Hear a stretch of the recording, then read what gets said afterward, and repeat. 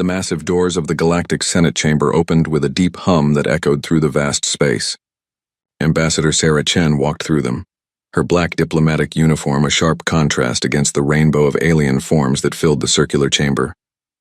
Behind her, Commander Marcus Torres carried a slim datapad that held months of careful work. Sarah had been preparing for this moment for over a year. The proposal she was about to present could change everything for humanity and the galaxy. She looked up at the towering ceiling where holographic displays showed the current session number and agenda items in 47 different languages. The chamber itself was a marvel of engineering. 847 species called this place their political home. The seats were designed to accommodate every possible body type imaginable. Some delegates sat in pools of specialized liquid, others hung from crystal formations that grew from the ceiling. The energy beings existed as controlled fields of light that pulsed gently in their designated spaces. Sarah took her place at the central speaking platform. The translation matrix hummed to life around her, a complex web of technology that would convert her words into every language and communication method used by the member species. She had practiced this speech dozens of times, but standing here now, surrounded by beings who had been traveling between stars when humans were still learning to make fire, she felt the weight of representing her entire species.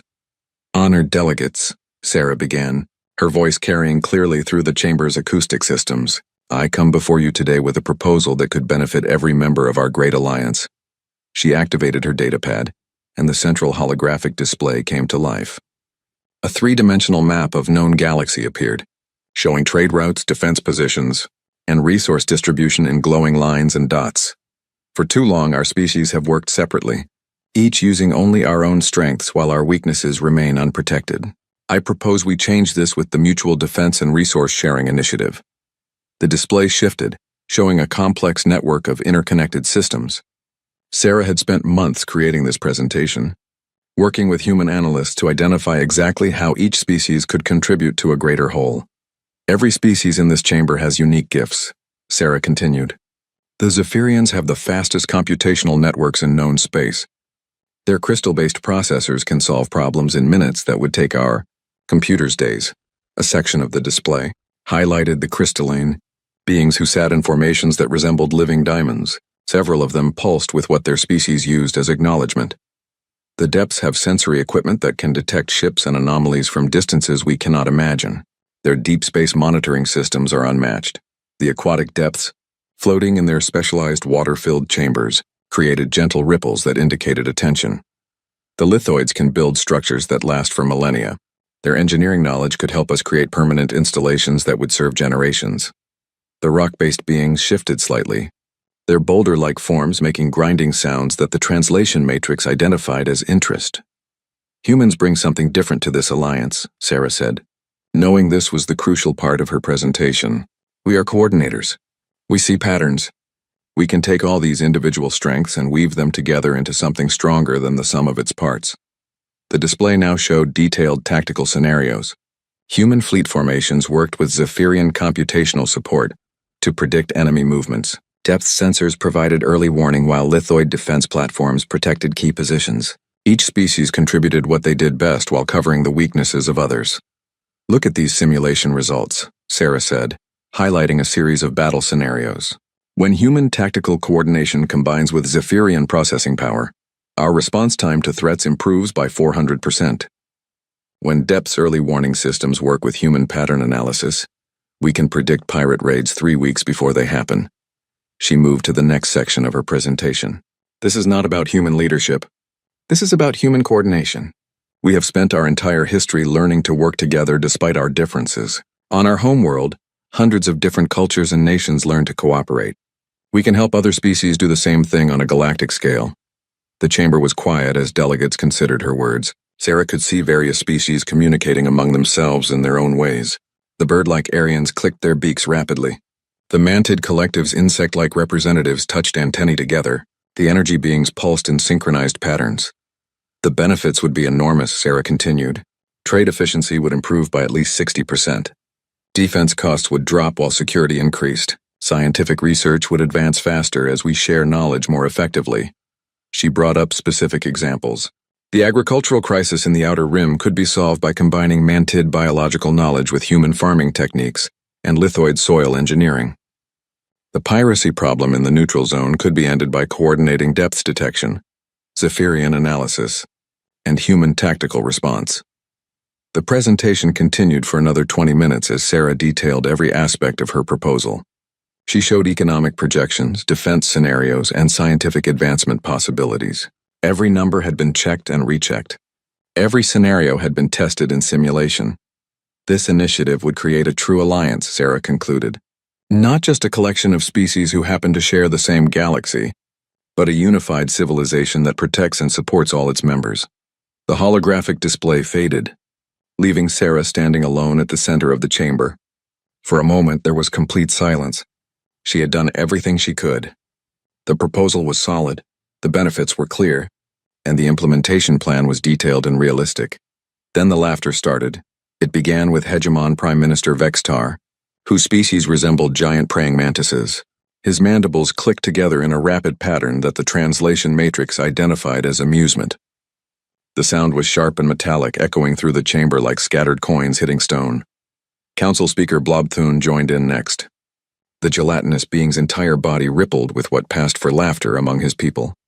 The ripples created waves in his transparent form that caught the chamber's lights and threw dancing patterns on the walls. Soon the entire chamber filled with the sounds of 847 different species expressing amusement. The Aryans clattered their beaks in rapid rhythms. The lithoids created grinding sounds like rock slides. The energy beings flickered in patterns that hurt to look at directly. Even the usually silent robotic delegates from the Machine Collective emitted series of beeps and electronic static that their translation protocols marked as humor. Sarah stood motionless at the center of it all. Commander Torres stepped forward as if to say something, but she raised her hand slightly to stop him. Her face showed no emotion as she waited for the laughter to die down. Finally, Speaker Blobthune's voice cut through the noise. "Oh, humans," he said, his words rippling with continued amusement. "Always so eager, so optimistic. Your species has been traveling between stars for what, 200 years? Some of us have maintained galactic order for longer than your civilization has existed." Prime Minister Vextar's mandibles clicked again. Perhaps the humans should focus on learning to manage their own single star system before they presume to coordinate civilizations that were ancient when their ancestors were still discovering how to make fire. The laughter resumed, even louder than before. Sarah felt the weight of every eye, sensor, and attention-focusing organ in the chamber. She had expected skepticism, perhaps some resistance to change. She had not expected this level of dismissive mockery, but she maintained her composure, standing straight and calm at the center of the storm of alien amusement that surrounded her. The laughter continued for several more minutes before gradually dying down to scattered chuckles and amused comments. Sarah Chen remained standing at the center of the chamber, her expression calm and professional, despite the mockery surrounding her. She had represented humanity in difficult situations before, but nothing quite like this. Senator Krillox of the Mantid Collective rose from his specialized seating area. His 6 legs clicked against the chamber floor as he positioned himself to address the assembly. His compound eyes, each the size of a human fist, gleamed with what could only be described as condescension. "Honored Speaker," Krillox began, his voice carrying the characteristic buzz that all mantid species shared, "I must respectfully question whether we should waste any more of this august body's time on such ambitious proposals from our newest members." More chuckles rippled through the chamber. The mantids were known for their diplomatic language, but everyone understood the insult beneath the polite words. The humans speak of coordination and pattern, recognition, Krillox continued, his antennae twitching with amusement.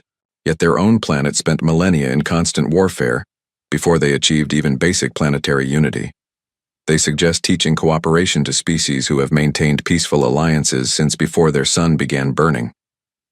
Senator Thivan of the Psionic Collective floated forward in her energy bubble. Her species appeared as vaguely humanoid shapes made of flowing light, and when she spoke, her words seemed to come from inside the minds of every delegate present. "The human proposal assumes we require their assistance," Thivan said, her mental voice carrying undertones of polite disdain. "Yet we have successfully managed galactic affairs for over 50,000 years. Our trade routes operate efficiently. Our defense systems have prevented major conflicts for centuries. What exactly do the humans believe they can improve upon? Delegate. Morthak of the Silicate Union scraped his rocky appendages together, creating a sound like grinding stone that his species used for emphasis. The humans have existed in space for less time than it takes our people to complete a single growth cycle. They have visited perhaps 30 star systems. We have settlements in over 12,000. The chamber erupted in another wave of laughter. Sarah noticed that even some of the typically neutral robotic delegates were emitting the electronic equivalent of chuckles. Admiral Zexkor of the Aquatic Federation surfaced in his water tank, creating ripples that indicated strong emotion. Through the translation matrix, his words carried the weight of ancient authority. The depths have been monitoring space for threats since before mammals existed on Earth. Our sensor networks span half the galaxy.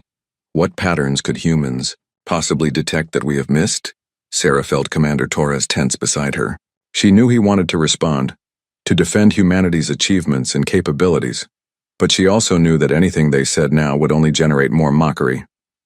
High Counselor Vextar clicked his mandibles again, the sound sharp and dismissive. Motion to table indefinitely the human initiative, he announced. All in favor? The response was immediate and overwhelming.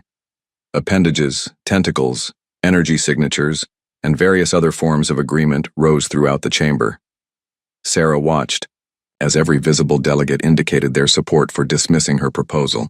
The vote counter displayed the results in glowing numbers: 847 in favor of tabling, 0 opposed, 1 abstention. Sarah realized the abstention was her own vote. Even the human delegation's allies had voted against them.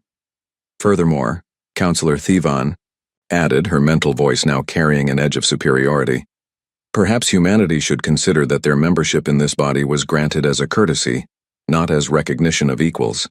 The Galactic Senate welcomed Earth as we would welcome any developing civilization showing promise. But developing civilizations observe and learn. They do not presume to lecture their elders. The insult was clear and deliberate. Several delegates made sounds of approval. The energy beings flickered in patterns that translated as agreement. Even the usually stoic machine collective emitted brief electronic chirps of concurrence. Senator Grauthon of the crystalline hegemony resonated with harmonics that created beautiful but dismissive tones. The humans mistake inclusion for equality. A child may sit at the adult table, but that does not make them qualified to plan the family's future. More laughter followed. Sarah noticed that some delegates were now openly discussing her proposal, among themselves, pointing at various aspects of her presentation data that still glowed on the chamber's displays. But their discussions were clearly mocking rather than serious consideration. The computational requirements alone, buzzed one Zephyrian to another, show they do not understand the complexity of our systems. Their tactical scenarios assume response times that ignore basic physics, clicked an Aryan delegate. The resource allocation models would bankrupt half the galaxy, rumbled a lithoid representative. Sarah listened to the critiques and realized something important. The delegates were not actually addressing the merits of her proposal. They were dismissing it based on assumptions about human capabilities, rather than examining the specific plans and data she had presented. But she also understood that pointing this out would accomplish nothing. The Senate had made their decision based on prejudice rather than analysis, and no amount of argument would change their minds in this moment. Speaker Blobthun's gelatinous form rippled again as he prepared to formally close the discussion. The matter is settled, he announced. The human proposal is tabled indefinitely. Perhaps our human colleagues will use this time to observe how galactic civilization actually functions before proposing such sweeping changes. The dismissal was complete and final. Sarah felt the weight of failure settling on her shoulders. Months of work, careful planning, and hope for a better future had been rejected without serious consideration. But as she looked around the chamber at the smug expressions and amused body language of the delegates, she felt something else growing inside her. Not anger exactly, but a cold determination. The Senate had made their choice. Now humanity would make theirs. Sarah gathered her materials with deliberate care. She powered down her datapad and tucked it under her arm. Commander Torres moved to follow her lead, his jaw set with barely controlled frustration. The human delegation withdraws the proposal, Sarah announced clearly, her voice carrying to every corner of the chamber. We thank the Senate for their consideration. She turned and walked toward the chamber doors with measured steps. Torres followed, and behind them, the laughter resumed. But this time Sarah noticed it sounded somehow less confident, as if some delegates were beginning to wonder whether they had missed something important. The massive doors closed behind them with the same deep hum that had announced their arrival, but everything had changed in the space of 1 hour. The galaxy would never be quite the same, though the delegates laughing in the chamber behind them did not yet understand why. 3 days after the Senate session, maintenance worker Kleetak noticed something unusual as he cleaned the diplomatic quarters on Station Alpha 7. The human embassy section, which had buzzed with activity for months, was strangely quiet. He pressed his auditory sensors against the door and heard nothing. Inside, the human diplomats worked with quiet efficiency. Ambassador Chen moved through the embassy quarters, checking that all classified materials were properly secured or destroyed. The walls that had once displayed star charts and alliance proposals now showed bare metal. All communication equipment has been wiped and packed, reported communications. Officer Lisa Park. Her voice was calm, professional, showing no trace of the anger that many humans felt after the Senate's dismissal. Scientific equipment? Chen asked. Dr. Vasquez finished transferring the data yesterday. Everything is ready for transport. Commander Torres supervised the loading of the last containers. Each box was labeled simply Earth Diplomatic Corps, with no indication of where it was going next. The human staff worked without conversation, their movements precise and purposeful. Across the station, Dr. Elena Vasquez visited the Zephyrian research laboratories where she had worked for the past 8 months. The crystalline beings hummed with computational activity as she approached their central processing cluster. Dr. Vasquez resonated primary researcher Cristal, her harmonic voice carrying pleasant undertones. Are you here to continue our work on quantum field analysis? I am here to inform you that the Human Scientific Exchange is terminating our collaborative projects. Elena replied simply. Thank you for the opportunity to work together. We are redirecting our resources to internal research initiatives. The harmonic frequency from the Zephyrian cluster shifted to confusion. Terminating? But our joint research has shown remarkable progress. The quantum resonance patterns we discovered could revolutionize faster than light communication. I understand. However, humanity has decided to focus our scientific efforts elsewhere. Elena handed over a data crystal. This contains all our research contributions to date. You are welcome to continue the work independently. Elena left the lab without further explanation. Behind her, the Zephyrian researchers buzzed with confused harmonics, trying to understand why the humans would abandon such promising research. Similar scenes played out across dozens of stations and colonies. Human traders quietly completed their current contracts but made no new agreements. They filed proper departure notices with port authorities and paid all outstanding fees, but offered no explanations for their sudden change in business patterns. Captain James Morrison of the merchant vessel New Horizon finished unloading his cargo at Trade Station Gamma 12. The manted port officials processed his paperwork with their usual efficient clicking and buzzing. Captain Morrison, buzzed Port Controller Ziktak, your manifest shows this as your final scheduled run to this sector.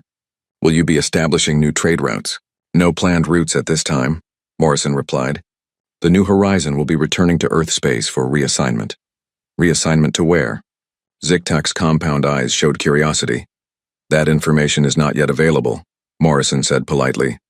The manted controller's antennae twitched with mild annoyance, but Morrison's paperwork was complete and legal. There was nothing to prevent his departure. In the neutral zone, Admiral Jackson Hayes received a priority transmission from Earth Command. He read the orders twice before calling his senior staff to the briefing room aboard the flagship Endeavour. Ladies and gentlemen, Admiral Hayes began, we have new orders. All human vessels are to withdraw from joint patrol duties and report to designated coordinates for training exercises. Commander Sarah Mitchell, his tactical officer, raised her hand. Sir, what about our commitment to the Galactic Defense Force patrols? We're scheduled to cover Sector 7 for the next 3 months. GDF Command will be notified that we are unavailable due to training requirements, Hayes replied. All current operations are to be concluded within 72 hours. The staff exchanged glances. These were not normal training exercises, but Hayes offered no additional explanation. Across human space, similar orders went out.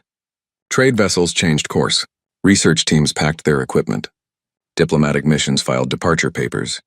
In every case, the explanations were polite, professional, and minimal. The first aliens to notice the pattern were the traffic controllers at major space stations. Supervisor Morglex of Deep Space Station 9 reviewed the departure logs with growing confusion. 12 human vessels departed yesterday, he noted to his assistant, a young Aryan named Chirpak. That is unusual for a single day. Perhaps they are coordinating some kind of trade mission, Chirpak suggested, her feathers ruffling with uncertainty. Without filing proper trade mission paperwork? Humans are usually very careful about documentation. At Galactic Defense Force headquarters, Admiral Thexvar of the Aquatic Federation reviewed patrol. Reports from the neutral zone, his water tank bubbled with confusion as he processed the information. The human fleet has withdrawn from all joint operations, he reported, to the Defense Council. They cite training exercises but provide no timeline for return to duty. General Voxtar, Prime Minister Vextar's military cousin, clicked his mandibles dismissively. Let them train. Their tactical contributions were minimal anyway. We maintained galactic security for millennia before they arrived. But some officers were beginning to worry. The humans had been assigned to the most difficult patrol sectors, areas where their unusual tactical thinking had proven surprisingly effective at dealing with pirates and smugglers. Lieutenant Commander Sealoth of the Crystalline Hegemony accessed patrol efficiency reports from the past 6 months. The data showed something interesting. Sectors with human tactical support had 30% fewer incidents than similar areas patrolled by other species. She brought this to Admiral Thexvar's attention, but he was not concerned. Correlation does not imply causation, he bubbled. Those sectors may simply have had less criminal activity recently. As the second week began, the pattern became impossible to ignore. Every human presence in galactic space was quietly disappearing. They maintained communication with traffic control and followed all regulations, but they were clearly leaving. The strangest part was how polite they remained. When asked direct questions about their departure, humans gave simple, honest answers that revealed nothing about their intentions. They were returning to Earth space. They were concluding their current assignments. They had no immediate plans for return. At the Galactic Senate, Speaker Blobthun received a formal notification from the human embassy. Ambassador Chen was returning to Earth for consultations. A skeleton crew would maintain the embassy, but all active diplomatic initiatives were suspended indefinitely. Perhaps they are sulking, suggested Senator Krillox when informed of the situation. Young species often react emotionally to diplomatic setbacks. But privately, some senators were beginning to wonder if they had missed something important. The humans had not protested their treatment in the Senate. They had not demanded reconsideration or threatened retaliation. They had simply left. By the end of the third week, human space was eerily quiet. Ships still moved between Earth's colonies, but no human vessels operated outside the Sol system and its immediate neighbors. The busy traffic that had characterized human expansion for the past 50 years had simply stopped. The galaxy continued to function without them. Trade routes operated normally. Defense patrols maintained their schedules. Scientific research proceeded in laboratories across hundreds of worlds, but a few careful observers noted small changes. Response times to incidents were slightly longer. Some trade routes seemed less efficient. Certain research projects moved more slowly without human participants. Most aliens dismissed these changes as insignificant variations in normal operations. After all, humans had been part of galactic civilization for less than a century. How much difference could their absence really make? They were about to find out. 6 months after the humans departed, Captain Mordex of the Galactic Defense Force patrol ship Star Guardian received an urgent distress call from a merchant convoy in the Outer Rim. His ship was currently 3 hours away from the reported position, pirates. Again, growled his tactical officer, Lieutenant Zekar. That's the 4th attack this month in Sector 7. Mordex studied the tactical display with growing frustration. Wasn't Sector 7 one of the areas the humans used to patrol? Yes, sir.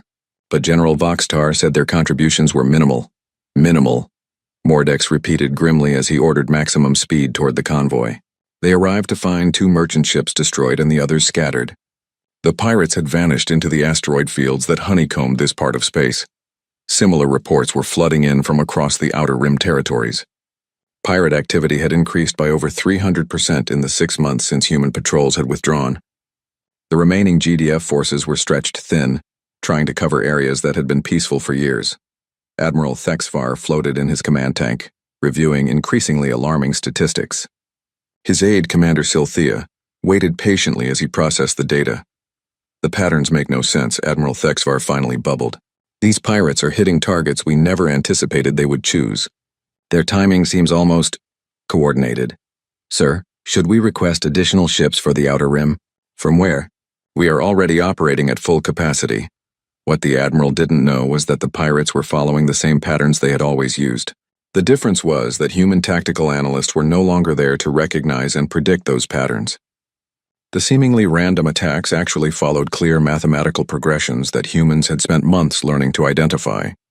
On the Zephyrian homeworld, primary researcher Crystal worked frantically to solve a growing crisis in the crystalline computational networks. The massive crystal formations that served as living computers were developing what could only be described as processing errors. "The quantum resonance equations are becoming unstable," she reported to the High Council. "Our computational efficiency has dropped by 23% over the past 4 months." Council leader Harmon's crystalline form pulsed with concern. "What is causing these errors?" "We cannot determine the source. The mathematical models that we have used for centuries are suddenly producing irregular results." What Crystal could not know was that human. Researchers like Dr. Vasquez had spent months identifying tiny harmonic irregularities in the Zephyrian systems. The corrections they had quietly implemented were no longer being applied, and the small errors were compounding into major problems. The crisis was not limited to the Zephyrians. Across the galaxy, systems that had operated smoothly for years were beginning to show strain. Trade coordinator Blickstar of the Merchants Guild stared at shipping reports that made no sense. "Delivery times have increased by an average of 18%, he reported to the Guild Council. "Some routes that used to take 3 days now require 5. Are there new obstacles? Pirate activity? Navigation hazards?" "No, nothing like that.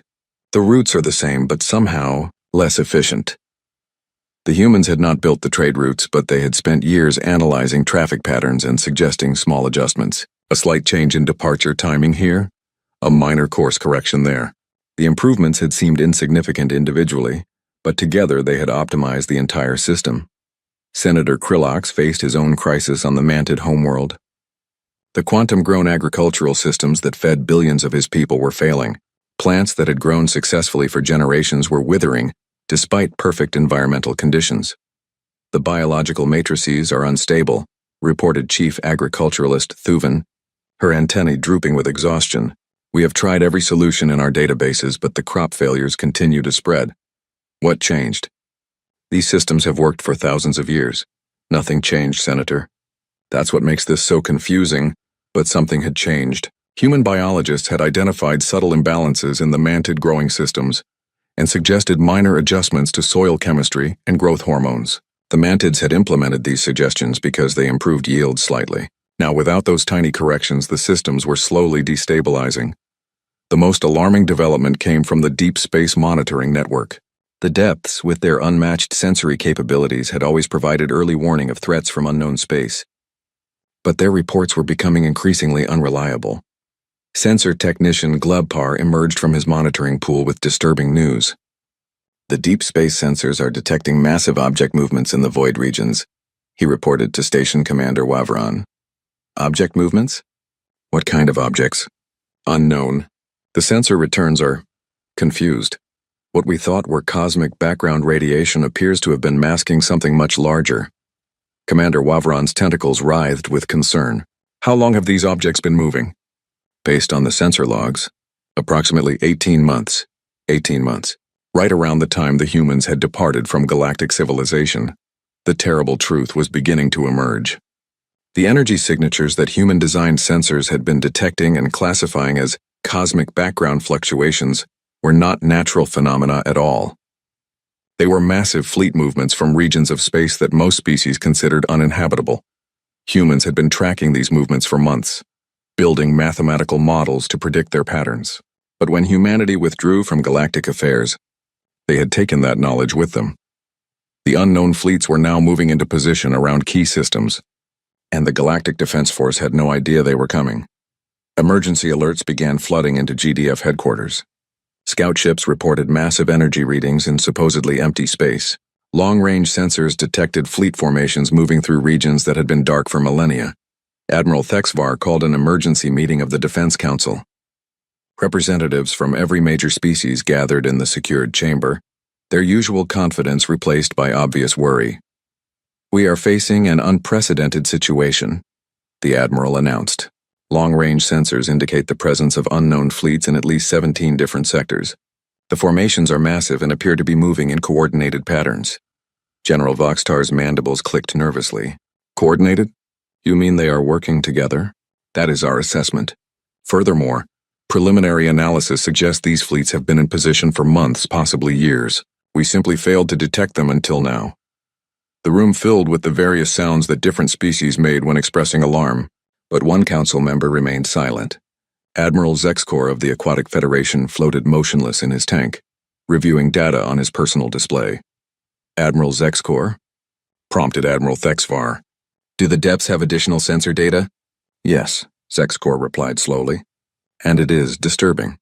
Our deep space monitoring logs show these energy signatures have been present for over 2 years. But they were classified as background radiation based on analysis protocols that we borrowed from human researchers. The implication hung in the chamber like a toxic cloud. The humans had known about the unknown fleets. They had been tracking them, analyzing them, preparing defenses against them.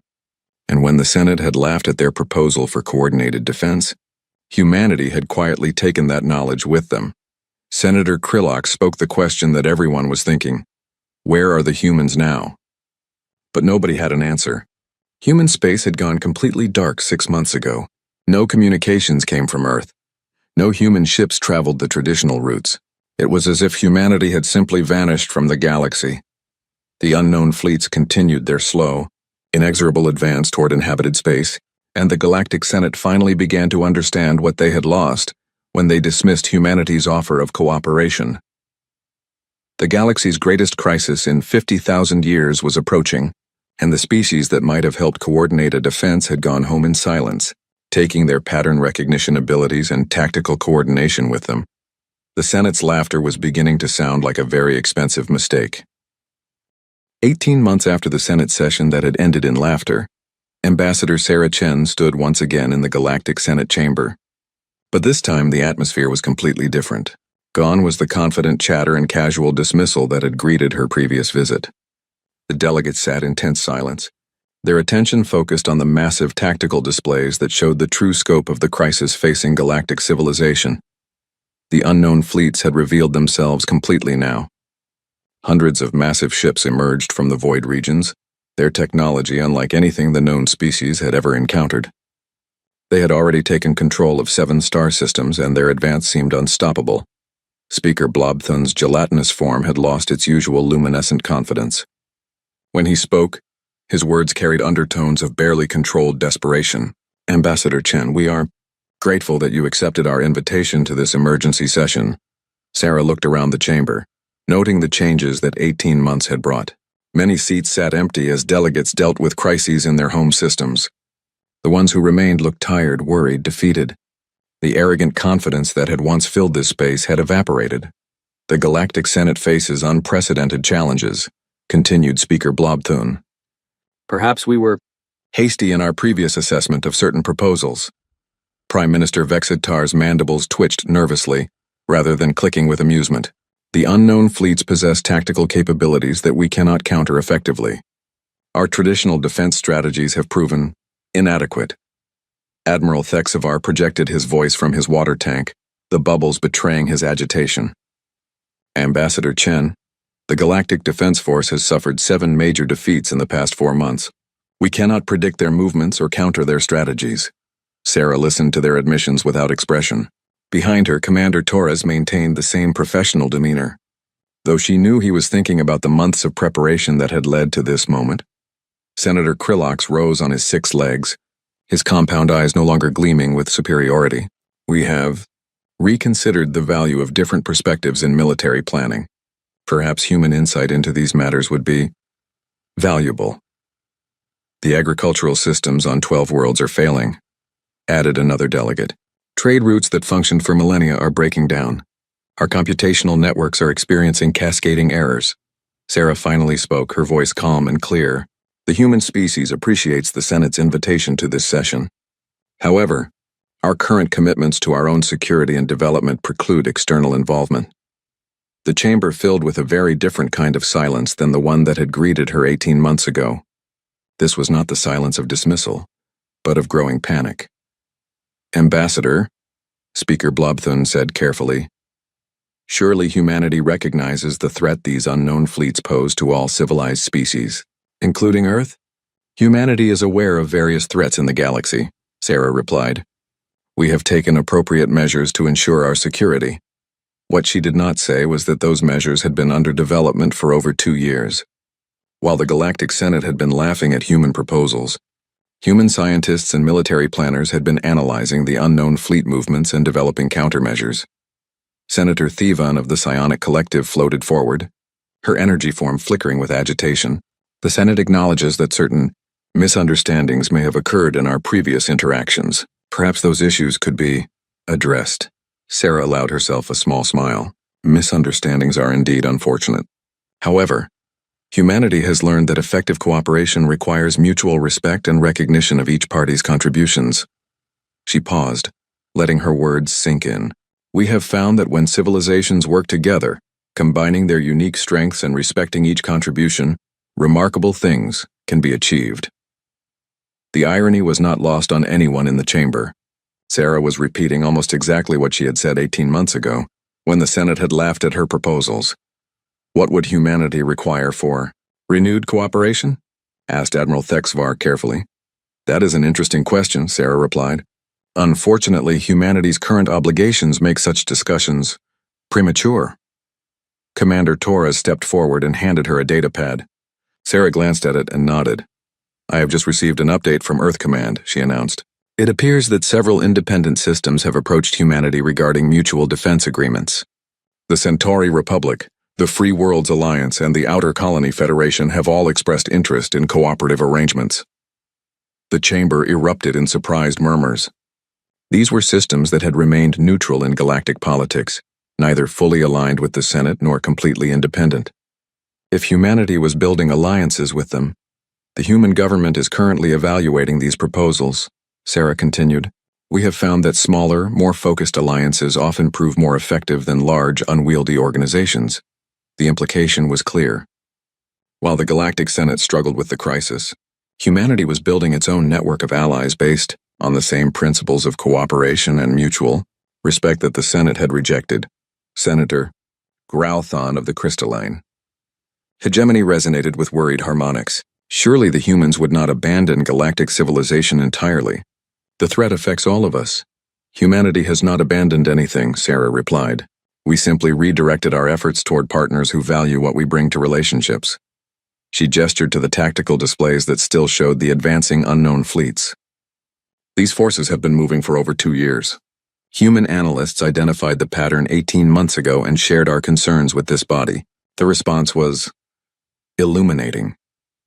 The chamber fell silent as delegates remembered their reaction to Sarah's original presentation. The proposal they had dismissed so casually had included warnings about exactly the threat they now faced. "However," Sarah continued, "humanity is not vindictive. We wish the Galactic Senate success in resolving these challenges." She moved toward the chamber exit, then paused and turned back. "I will note that the Independent Worlds Alliance has made remarkable progress in the past year.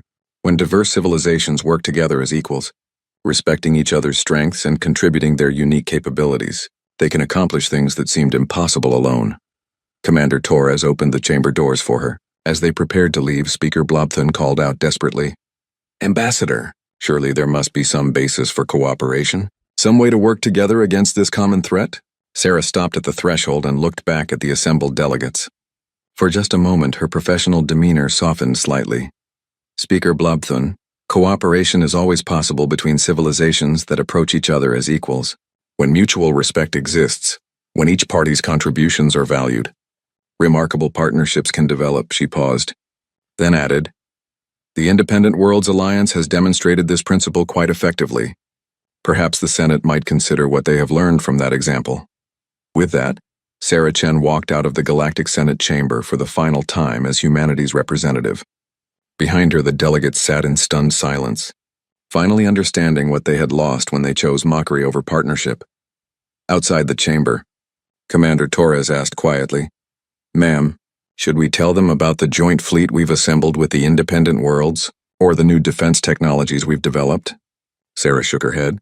"Let them find their own solutions, Marcus. When they're ready to approach cooperation as equals rather than seeking salvation from their betters, the Independent Worlds Alliance will consider their application." The Galactic Senate had laughed when humans offered partnership. Now, in the silence of humanity's absence, they finally heard the echo of their own short-sightedness. The galaxy's newest alliance was growing stronger every day, built on the principles of mutual respect and shared strength that the ancient Senate had rejected. And somewhere in the dark between stars, human ships patrolled alongside vessels from a dozen other species, all working together to defend their worlds against the approaching storm.